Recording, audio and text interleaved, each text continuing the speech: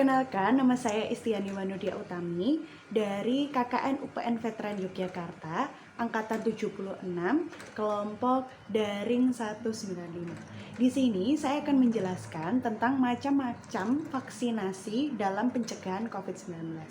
Nah, sebelum itu, apa sih yang disebut vaksin? Jadi, vaksin merupakan antigen atau mikroorganisme yang dilemahkan dan diberikan pada orang yang sehat untuk menimbulkan antibodi spesifik terhadap mikroorganisme tersebut. Sehingga, jika kita terpapar, akan kebal dan tidak terserang penyakit. Nah, selanjutnya, apa saja sih macam-macam dari vaksinasi COVID-19? Silahkan simak video berikut. Vaksin yang pertama adalah dari Oxford AstraZeneca. Nah, jenis vaksin ini adalah vaksin vektor adenoviral rekombinant. Jadi, vaksin rekombinan menggunakan sebagian kecil materi genetik dari patogen seperti SARS-CoV-2 untuk memicu respon imun. Jadi, bagian tertentu dari virus dapat menjadi sasaran dan vaksin ini umumnya aman digunakan pada populasi orang yang besar, bahkan mereka yang memiliki masalah kesehatan kronis atau orang dengan gangguan kekebalan. Nah, tapi kelemahannya adalah suntikan penguat mungkin akan diperlukan dari waktu ke waktu, ya. Kemudian yang kedua, vaksin dari Sinopharm, ya, China National Pharmaceutical Group Corporation. Untuk jenis vaksin ini memanfaatkan virus corona yang sudah dimatikan atau sering disebut dengan inactivated vaccine. Nah, untuk vaksin Sinopharm ini bekerja dengan mengajarkan sistem kekebalan untuk membuat antibodi melawan virus corona SARS-CoV-2. Antibodi menempel pada protein virus seperti yang disebut lonjakan protein yang menempel di permukaannya. Lalu setelah diberikan vaksin Sinopharm ini, sistem kekebalan tubuh dapat merespon infeksi virus corona hidup. Salah satu jenis sel kekebalan, yaitu sel B, menghasilkan antibodi yang menempel pada penyerang. Antibodi yang menargetkan spike protein dapat mencegah virus memasuki sel. Kemudian vaksin yang ketiga yaitu Moderna. Nah, jenis yang ini menggunakan messenger mRNA.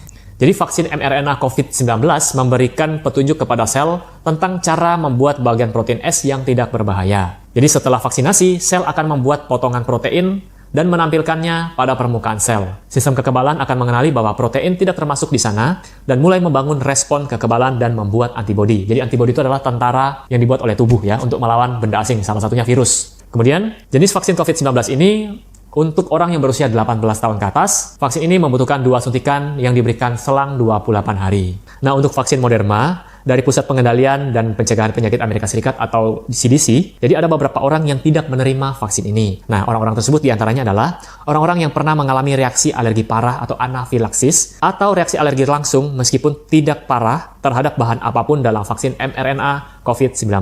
Kemudian orang yang pernah mengalami reaksi alergi parah atau anafilaksis, atau reaksi alergi langsung bahkan tidak parah setelah mendapatkan dosis pertama vaksin. Kemudian, reaksi alergi langsung bereaksi dalam 4 jam setelah vaksinasi, termasuk gejala seperti gatal-gatal, bengkak, atau mengi. Mengi itu adalah gangguan pernapasan ya, biasanya pada asma. Jadi bunyi pada saat dia bernapas, mengi. Kemudian reaksi alergi terhadap polyethylene glycol atau PEG, dan polisorbat. Polisorbat bukanlah salah satu bahan dalam vaksin mRNA COVID-19, tetapi terkait erat dengan PEG yang ada dalam vaksin. Orang yang alergi terhadap PEG atau polisorbat sebaiknya tidak mendapatkan vaksin mRNA COVID-19.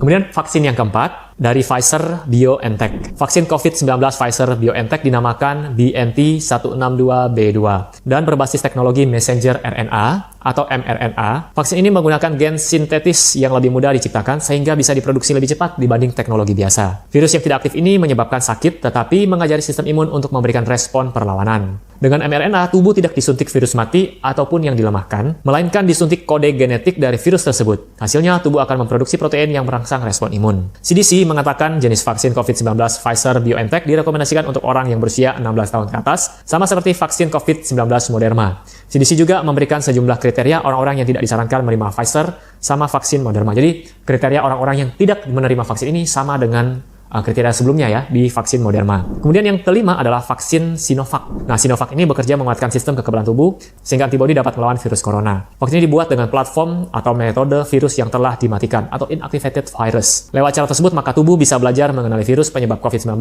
SARS-CoV-2 tanpa harus menghadapi resiko infeksi serius. Vaksin ini diberikan dalam 2 dosis atau perlu 2 kali suntikan. Kemudian vaksin yang keenam adalah Novavax. Vaksin Novavax bekerja dengan cara memasukkan protein yang memicu respon antibodi yang menghalangi kemampuan virus corona di masa depan untuk mengikat sel dan mencegah infeksi. Protein tersebut dikombinasikan dengan ajuvan matriks M Novavax yang penting dalam meningkatkan respon imun yang ditimbulkan oleh antigen protein. Vaksin Novavax telah diuji pada orang dewasa berusia 18 tahun ke atas. Dan perusahaan tersebut belum memberikan update tentang uji coba pada anak-anak dan remaja. Yang ketujuh adalah vaksin COVID-19 yang diproduksi oleh PT Bio Farma. Nah, jenis vaksin ini menjadi salah satu jenis vaksin virus corona yang digunakan di Indonesia. Dalam perkembangannya, PT Bio Farma telah menerima sertifikat yang menyatakan fasilitas produksinya layak untuk memproduksi vaksin COVID-19. Sertifikat cara pembuatan obat yang baik atau CPOB atau GMP, Good Manufacturing Practice, ini resmi diberikan oleh Badan Pengawasan Obat-obatan dan Makanan atau kita singkat dengan BPOM kepada pihak Bio Farma. Sekian video yang dapat saya sampaikan. Semoga bermanfaat dan salam sehat.